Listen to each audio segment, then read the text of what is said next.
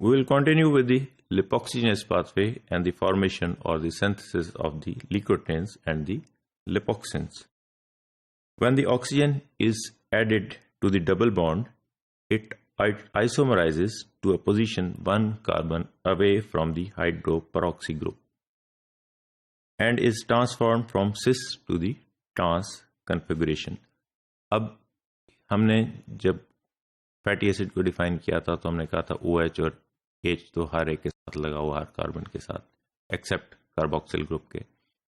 तो जब भी ऑक्सीजन ऐड होता है तो उसके अंदर डबल बॉन्ड जो है वो आइसोमराइज हो जाता है, और डबल बॉन्ड जो है या ये आगे चला जाएगा या ये पीछे चला जाएगा जिस कार्बन एटम पे एक ऑक्सीजन एक्स्ट्रा ऐड हो रहा है। सेकेंडली, और उसको ये बना देगा हाइड्रोक्सी से हाइड्रो परऑक्सी बना देगा।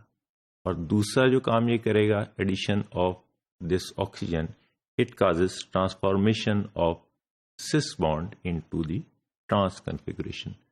तो ये किस तरह होता है ये हम थोड़ा सा इस मॉड्यूल में ब्रीफली डिस्कस करेंगे। This is the structure of arachidonic acid as we have already scene.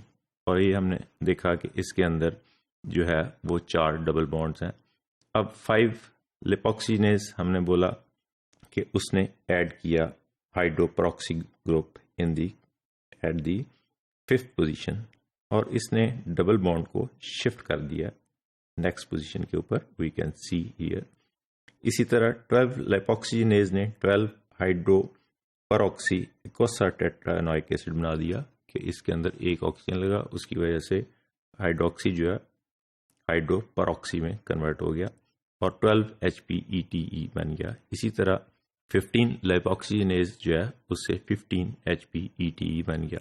अब ये हम देख रहे हैं कि यहाँ पे 12 HPETE में और 15 HPETE में क्या हुआ कि एक तो डबल बॉन्ड की शिफ्टिंग हो गई, और दूसरे हम स्ट्रक्चर को देख रहे हैं कि ये स्ट्रक्चर खुल गया, चौड़ा हो गया। उससे क्या हुआ कि ये सिस पोजीशन की बजाय ट्रांस पोजीशन में कन्वर्ट हो गया। तो 2 काम किए इस ऑक्सीजन के एडिशन ने।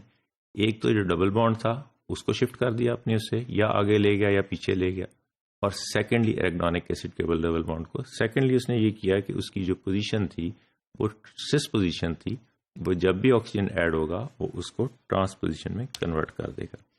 As a result of this isomerisation, double bonds between C5 and C6 और carbon 5 and carbon 6 move between the from C5 to C6 and C7।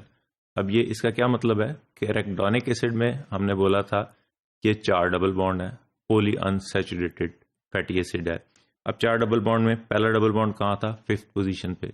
जब इसके अंदर एक ऑक्सीजन ग्रुप हुआ, आ गया, ऐड हो गया, तो डबल बॉन्ड जो है ना वो पहले 5th पोजीशन पे था।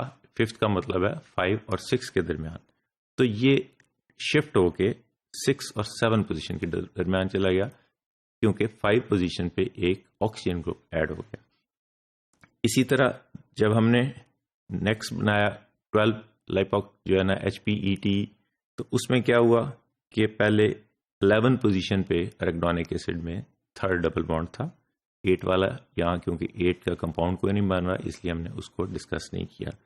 तो 11 पोजीशन पे था और 11 और 12 के दरमियान एक डबल बॉन्ड था।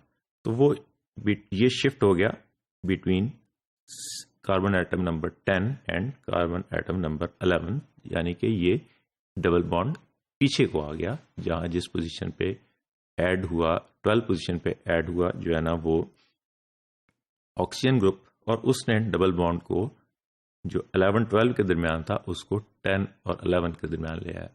और सेकेंडली हमने देखा पिछली स्लाइड में कि इसने क्या किया, जितनी भी सिस पोजीशन थी डबल बॉन्ड्स की उनको ट्रांस में कन्वर्ट कर दिया। इसी तरह जब हमने 15 HPETE बनाया या HPET कन्वर्ट हुआ फ्रॉम एरेक्डोनिक एसिड, तो एरेक्डोनिक एसिड में जो 4th डबल बॉन्ड था वो 14th पोजीशन पे था। तो 14th पोजीशन का मतलब है कि 14th and between 14th and 15th carbon position. तो जब यहाँ पे ऑक्सीजन ऐड हुआ एट द 15th पोजीशन, तो वो उस डबल बॉन्ड को एक स्टेप पीछे ले आया, एक बॉन्ड पीछे ले आया, और it move to from 14 to 15 की बजाय ये 13 एंड 14 के दरमियान जो है ना डबल बॉन्ड आ गया।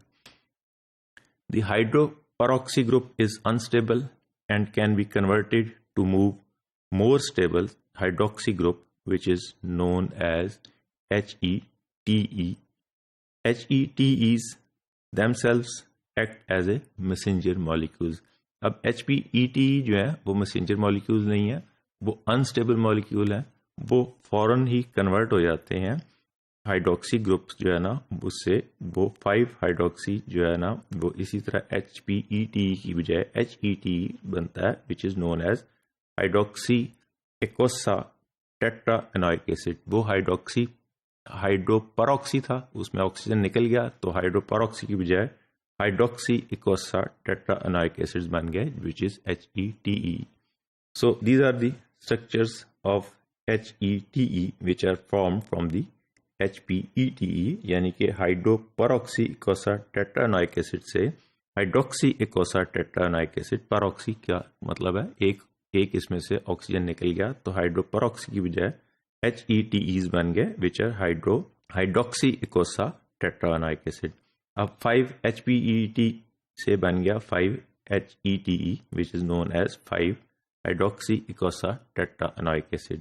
इसी तरह 12 हाइड्रोपरऑक्सी इकोसा टेट्रा एनोइक एसिड से जो कन्वर्शन हुई वो एक ऑक्सीजन निकल गया। We can see in this diagram, जो दरमियान वाली डायग्राम है, कि वो कन्वर्ट होके जो है ना वो 12 hydroxy eicosatetraenoic acid में कन्वर्ट हो गया। इसी तरह 15 HPTE जो है वो 15 HETE में कन्वर्ट हो गया। The other alternate is the conversion of HPETEs to leukotrienes and lipoxins. एक तो हमने कहा कि एराकिडोनिक एसिड से HPETs बन गए और HPETs से HPETs बन गए, जबकि दूसरा अल्टरनेट जो है वो लिकोटेन्स और लिपोक्सिन्स जो है ना वो भी बन रहे हैं। तो साइक्लोऑक्सीजनेज से 3 किस्म के कंपाउंड बन गए, एक तो HETs, second are the leukotrienes and third are the lipoxins. These licotins and lipoxins are more potent and have more defined physiological functions as compared to HETs. The licotins and lipoxins have 3 to 5 double bonds as described earlier in comparison to the prostaglandins which have 1 to 3 double bonds. हमने prostaglandins में define किया था कि उसमें prostaglandin E1 में 1 double bond है, E2 में 2 double bond है, E3 में 3 डबल बॉन्ड है। लेकिन हमने साथ ही जब इस मॉड्यूल को लिपोक्सिनेस पाथवेज को शुरू किया हमने, तो हमने वहाँ डिफाइन किया कि ये डायरेक्टली 3 सीरीज से शुरू होते हैं। तो इसमें जो पहला कंपाउंड बनेगा उसमें 3 डबल बॉन्ड है, इसलिए उसको जो है ना लिपोक्सिनेस या लिकोटेन्स जो है ना लिकोटेन्स 3 या लिकोटेन 4 या 5 कहेंगे according to their having the number of double bonds in that particular licoteins or lipoxins.